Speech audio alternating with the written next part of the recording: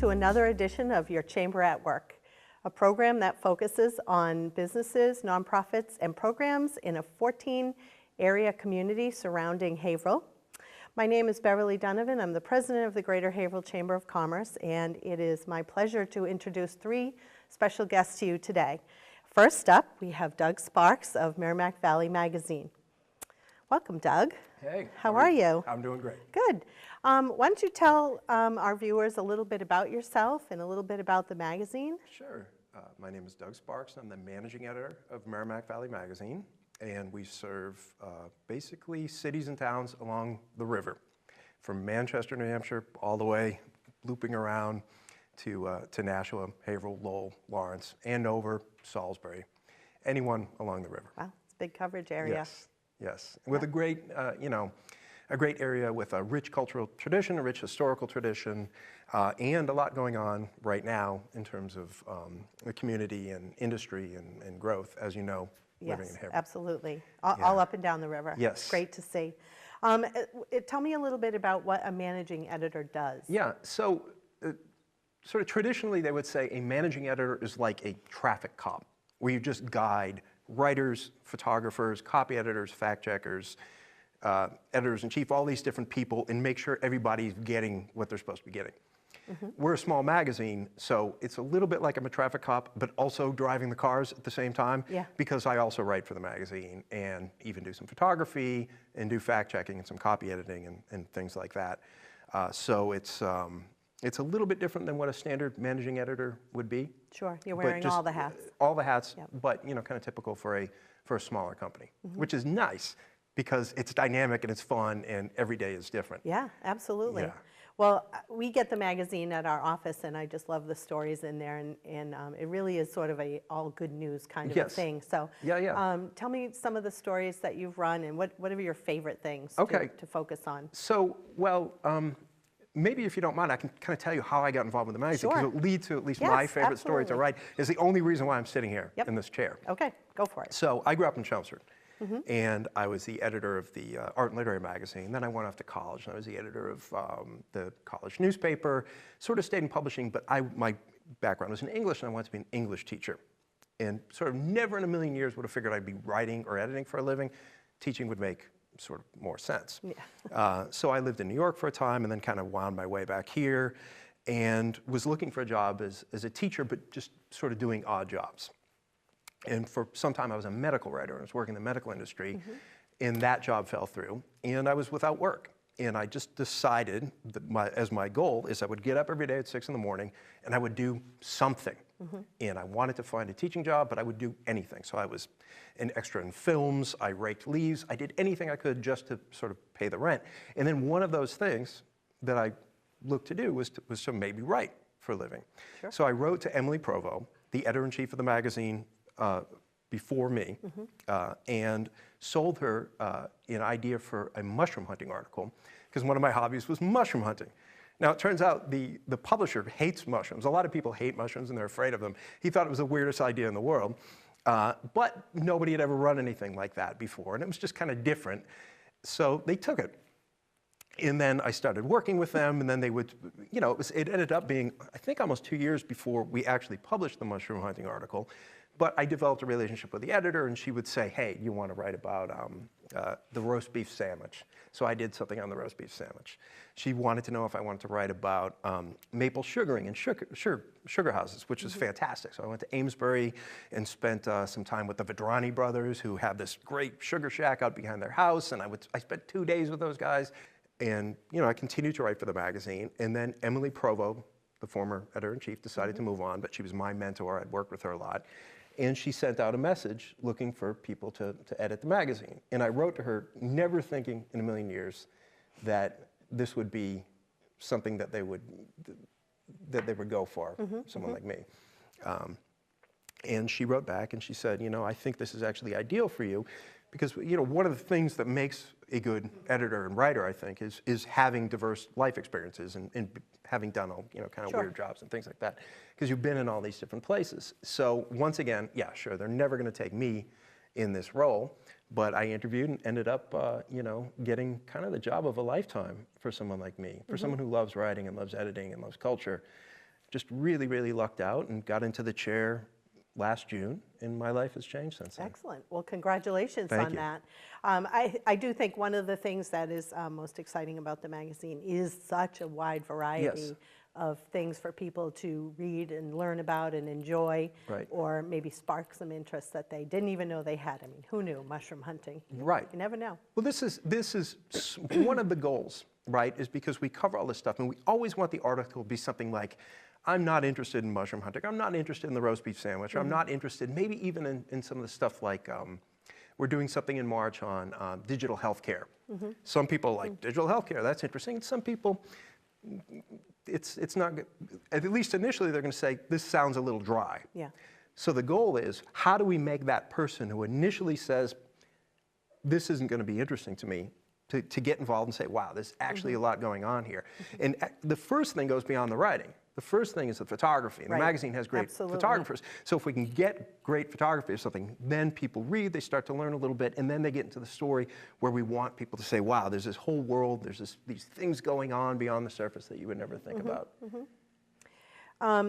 One of the things, too, I know viewers are going to be questioning is how do they get their story to you? Yep. How can you help them tell their story as well as you can tell your own? Right.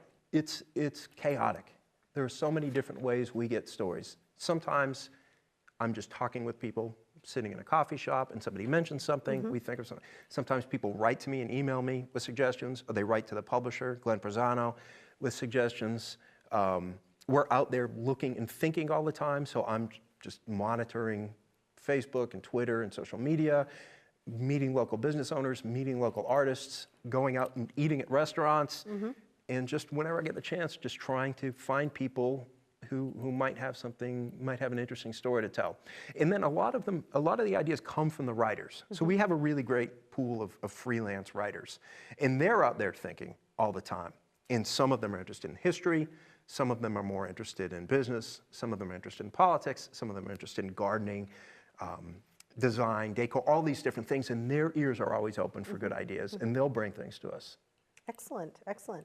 Well, thank you, Doug. I just want to wrap up with asking you, Yep. How do viewers get in touch with you? Is there an email, a website you could share, and Yep. so people could call? Or Sure, the website is mvmag.net. There's also a Facebook and Twitter page, so we monitor those, so it's easy to get in touch with us. Individually, if you want to get in touch with me, my email is dsparks@512mediainc.com, and that is Inc. INC, like incorporated, not ink like INK, like a writer would use. And they can get in touch with me that way. The other thing to do is pick up a copy of the magazine and look, because there's contact information in the front for everybody involved in the magazine, and that might be, even the best way to get in touch with me. Well, that'd be the best way to see all the beautiful Yes. artwork and Absolutely. the great stories. So, Right. Doug, thank you so much for coming out today. We're going to take a short break, and when we come back, I'm going to introduce Eileen Cadley and Vanessa Henry of L'Arche, Boston North.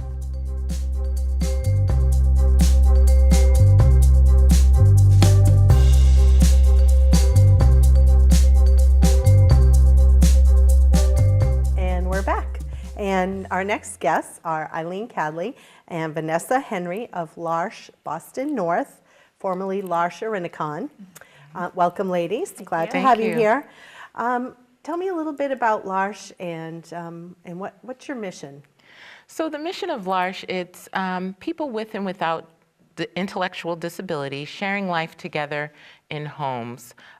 We make known the gifts of people with intellectual disabilities through mutually transforming relationships.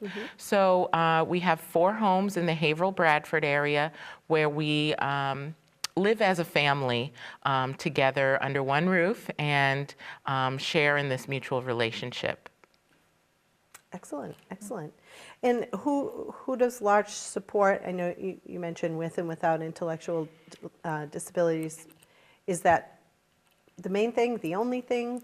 So L'Arche supports 17 individuals with intellectual disabilities, and the people who help to support them and live an independent life are their assistants. So the caregivers and the care receivers live in the same home, and we eat meals together, we share in prayer together, we do things just like any other family would to support people in a life like any other. Sure, that sounds great. Where are the homes located? So we have 2 in Bradford, and then we have 1 in Haverhill, and we just built a new fully accessible home in Merrimack, just over the Haverhill line. Yep. So I was we're really following that excited. on social media, and that looked pretty exciting. Oh, it's a gorgeous home. Yeah. We're so Yeah. excited for it. And it came just in the nick of time. Absolutely. Yeah. Because one of our core members was in desperate need of just being in a one-level type of living Situation, home. So yeah. we have that now, and it's Excellent. it's a beautiful home in Merrimack. Yeah. So to be able to do stuff like that, I'm sure you have to do a lot of fundraising and grant We writing do. and so on. Can you tell me a little bit about how you raise funds for L'Arche? So at L'Arche Boston, we are 70% funded by the state, so that other 30% comes from grants, like you said, and also through fundraising. We do a lot of fundraising through annual appeals and through smaller type of events, but once a year we have our big annual Taste of Spring event that's happening this year, April 4th at the Renaissance here in Haverhill.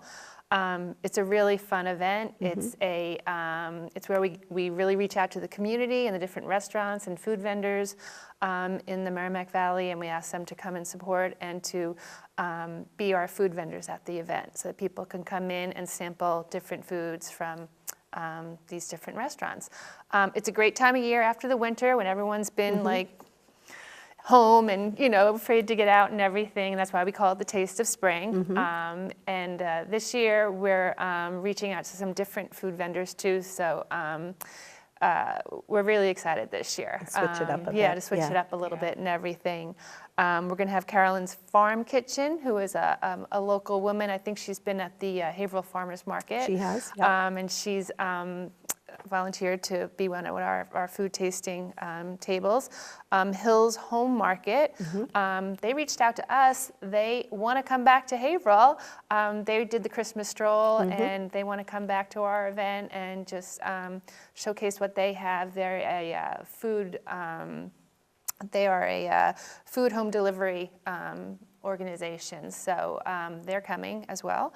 And we have a new company as well, the Probiotic Cheese Company, which is very interesting. They are they're a cheese company that cheese is nearly perfect, but what happens is that through the benefits, I'm sorry. Can I start again? It kills the bacteria. The cheese process kills the bacteria, the good bacteria that you want. And so they've added it back in, and you get probiotic cheese like eating yogurt. So come on down and test your intestines. Right. Well, having been to that event, Eat the cheese. you will definitely try a little bit of everything, and you will not go away You will. Absolutely. unsatisfied. So Right. it really is a Absolutely. great event, and the beauty of it is everybody's going to have dropped off all their New Year's diets. So perfect. Yeah. Absolutely, absolutely. Yeah. They'll The be most ready to get important out. part is that you're supporting the cause of the organization, which is supporting people with intellectual disabilities in the community, in the Haverhill community, Yeah. to have a life like any other. And so that's vitally important. We provide lifelong homes for individuals, and so Yep. that's what we're trying to do. Excellent. Well, I'll just say to any potential vendors out there, this is a sellout event. It's absolutely crazy packed, and it's great exposure for your business. So it's something I would highly recommend doing if you're a food vendor or you have something new maybe that people haven't tried. I would definitely recommend reaching out. What other ways do you raise money throughout the year? Are there smaller fundraisers? Are there individual appeals? Are there? We do. We send out 2 appeals every year, a fall and a spring appeal. We also did #Giving Tuesday. that happens between Thanksgiving and Christmas.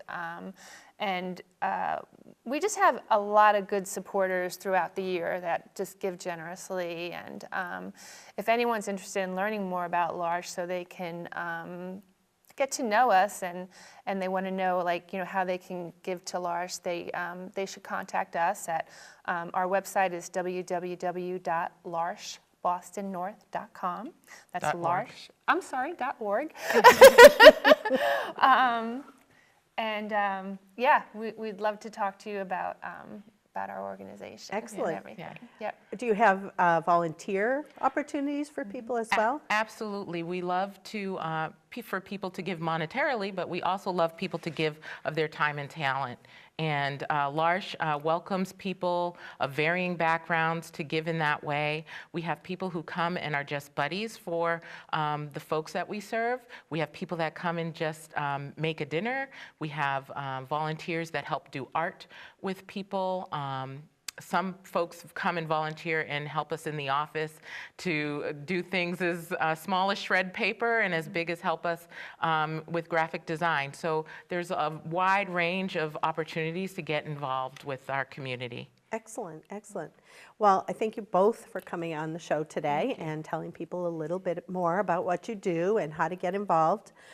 We're going to take a short break, and we'll be back with Melissa Seavey, our Chamber Events Coordinator, and Laura Roca from ActiveMed to tell us a little bit about our upcoming winning opportunities for women, our WOW conference. We'll be back in a few minutes.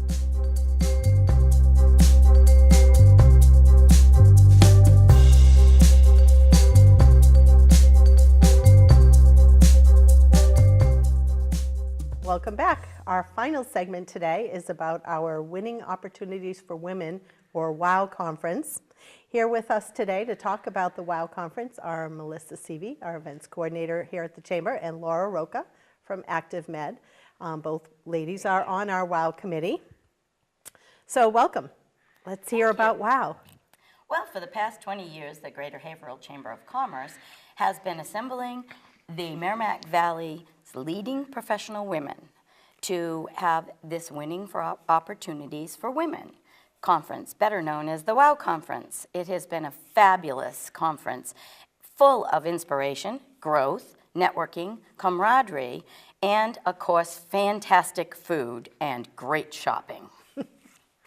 That's right. We've got vendors already signed up today, so ladies will be able to shop for clothing, jewelry, health and wellness items. It's going to be a great day. So you have lots of speakers lined up as usual. Want to tell us a little bit about the speakers this year for the conference? This year's speakers, we have Becca Peasy. She's a marathon runner, an amazing woman. She made history in 2016 by running 7 marathons in 7 countries in 7 days. Pretty impressive. That is absolutely something I could never even dream of doing. On top of that, she has just finished her 17th Boston Marathon. Oh, wow. I'm telling you, this woman is incredible. She is hoping to have a marathon in every single state, and to date, she has 27. Yep. Wow. So she's over halfway to that goal. Wow. A little bit more about Becca? Well, she is a single mom who runs an ice cream shop in Belmont, Mass., and we just can't figure out how she has the time to train. Hopefully she'll tell us. Amazing, amazing woman. She's going to be very, very impressive to hear about. Cheryl Fiandaca. Cheryl Fiandaca, she is a WBZ Chief Investigative Reporter, but she has got a lot to talk about from her experiences working in New York, being the first reporter on scene at Ground Zero, and then coming to Boston. She stepped away from reporting for a short while and worked with the Boston Police Department as their spokesperson, and was a spokesperson at the marathon bombing, which they received accolades from all over for their handling and use of social media of keeping everybody up to date during that time. So I'm very interested to hear what she has to talk about. She also won a Peabody Award for the coverage of 9/11. Yep. That was pretty impressive. Yeah. Now, we also have Susan Ledger Ferraro. She is an amazing woman. This woman launched her first business as a teenager, Little Sprouts. I'm sure a lot of you have heard about that. Yeah. It's now a multi-million-dollar business. Yep. And since then, She went on to start Imagine That, which I think every mom in the area and kid is very well, familiar with. It's a great spot, but and then she's had several different businesses, but most recently she's opened up G3, which is a consulting company. across the U.S. Yep, that she's working. So she's a local girl that has really made great strides, and she too has received many awards as well for all that she's done. I think, for women, but also for the growth of her company. I think she is a top 100 In the country, yes. for growth. So yeah. She's going to be very interesting to hear what she has to say. And last but not least, we'll have Dr. Gina Baraka. Yeah, I'm really looking forward to hearing her speak. She's a humorist and a professor of feminine theory. She's written tons of books, and the one that stuck out to me the most was like, if I lean over, will they look down my blouse, or will is but she got some accolades. People Magazine said that she was. They had said that she was smart and funny. And Dave Barry, of course, he's funny just on his own, but he said something like she was smart and funny for a woman. Oh no, that sounds offensive. She's been on 2020, The Today Show, CNN, NPR, and Oprah to discuss gender power, politics, and humor. Yeah. I can't wait to Yeah. listen to what she has to say. And she'll be able to add to her list, WOW Conference. Yep. Yes, and that'll be a big one. Yeah. Oprah and WOW. So. Impressive, very impressive. So the WOW Conference this year has a theme of inspiring women. And I know just having attended past events, it is very inspiring. It's a great day.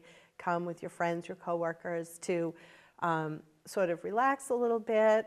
It's in a really great place, and it's a lot of women coming together and sharing stories or getting to know each other, networking for business and that sort of thing. So tell me about the venue. Blue Ocean could not be a better spot for this event. It's right on the edge of, well, I would say on the edge of the Atlantic Ocean.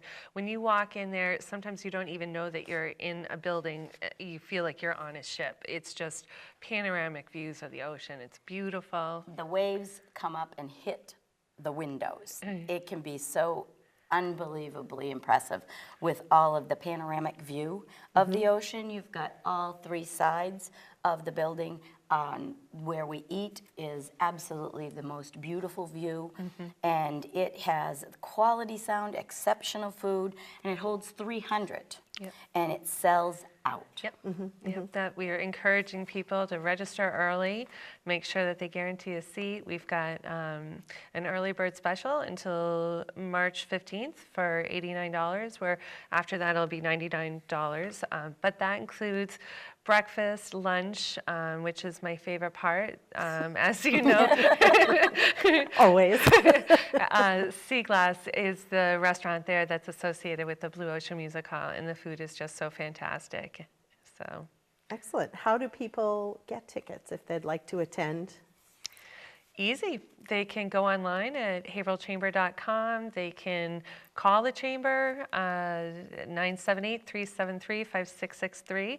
And that's really the best way. Call us, hop online, send an email. You Excellent. definitely want to get in touch with them soon because it does sell out. And if you want to get that extra discount, not only can you get a discount for attending, but if you have a table of 5, you can get an additional discount. Exactly. So it's $425 for a table of 5, and after the 15th of March, it will be $450. Okay, excellent, thank you. And a couple more questions. If a vendor would like to be involved, how would they go about doing it? Once again, if they visit the haverhillchamber.com website or give me, Melissa Seavey, a call right at the chamber, be happy to help them. This is something that's fun. We have a lot of returning vendors, and then we have some new vendors that are coming on.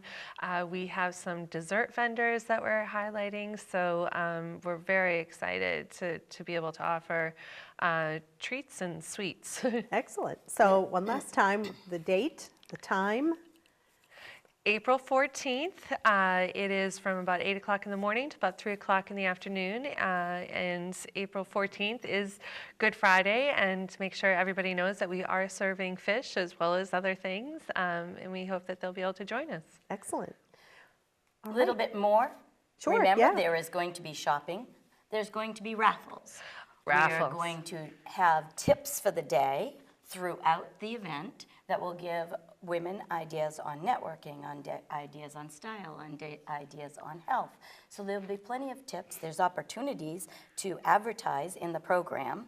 And the program, we're expecting to have about 300. We're expecting to sell out again this year.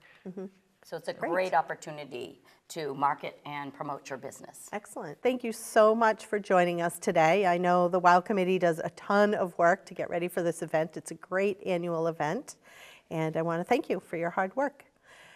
So that concludes another edition of your Chamber at Work. Thank you for joining us today, and we look forward to seeing you next